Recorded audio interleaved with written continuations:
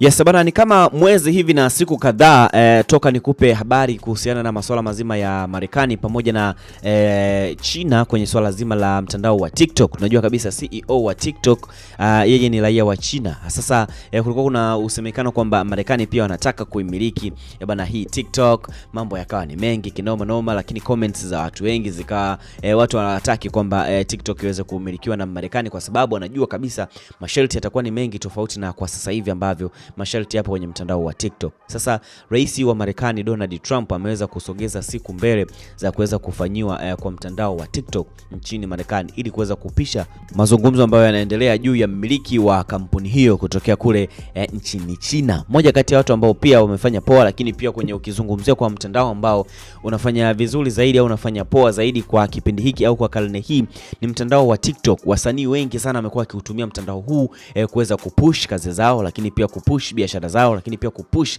kile kitu ambacho pia kinaonekana katika mtandao wa TikTok, tamaduni zao, challenges pia watu wengi wamekuwa wakiendelea kuzifanya. Ikumbuke kwamba mwanzoni mwa mwezi wa 5 ndio kesi hii ilitakiwa kuweza kuongelewa na kuweza kumalizika, lakini ikawa imerushwa tena, lakini pia sasa hivi tena imeweza kupelekwa mbele na kuweza kusikilizwa tena kwa namna nyingine. Sasa akizungumza na waandishi wa habari katika ikulu ya Marekani, Karoline Leavitt amesema kwamba kuwa Trump anatarajia kusogeza siku nyingine 90 za maridhiano kati ya US na mmiliki wa TikTok. Naoma sana.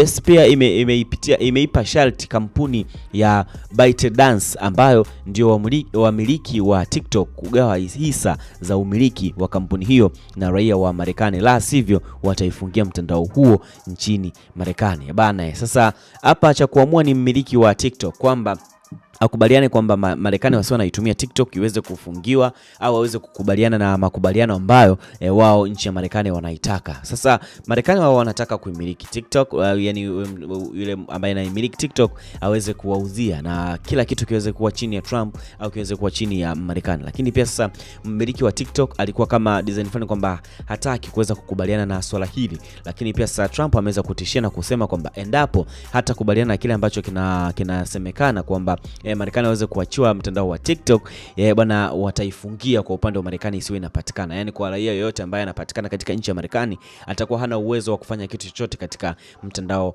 wa TikTok. Sasa wewe kama mwana TikToker au wewe kama mwana mfuatiliaji wa mitandao ya TikTok, unamshauri nini mshikaji? Aweze kukubaliana na hicho kwamba aweze kuachana nayo, kuweza kuimilikiwa na Marekani kwa sasa hivi na kuweza kupewa siku 90 za kuendelea kujifikiria, lakini pia mazungumzo kuendelea kufanyika, au mshikaji aweze kutulia tu kwa sababu nchi moja kuweza kutokutumia TikTok sidhani kama itaweza kumpunguza chochote, labda tu labda ufamous wa watu, lakini pia mapato ya nchi ya Marekani tunajua kabisa dola zimekuwa zikibadilika kila siku, so itaweza kumpelekea yeye kuweza kushuka au kupanda kimapato. Bana, comment yako itakuwa ni muhimu sana. TikTok iweze kutumika Marekani au waweze tu kuachana nayo tu bana, mshikaji endelea kuitumia. Kama wataifunga huko Marekani, vitu vingine viweze kwenda sawa sawa kabisa. Drop comment yako kwenye mtandao wetu wa kijamii kama Facebook, Instagram pamoja X, bila kusahau pale YouTube ukisubscribe utakuwa umefanya poa zaidi. Zidadi kabisa. That's my name.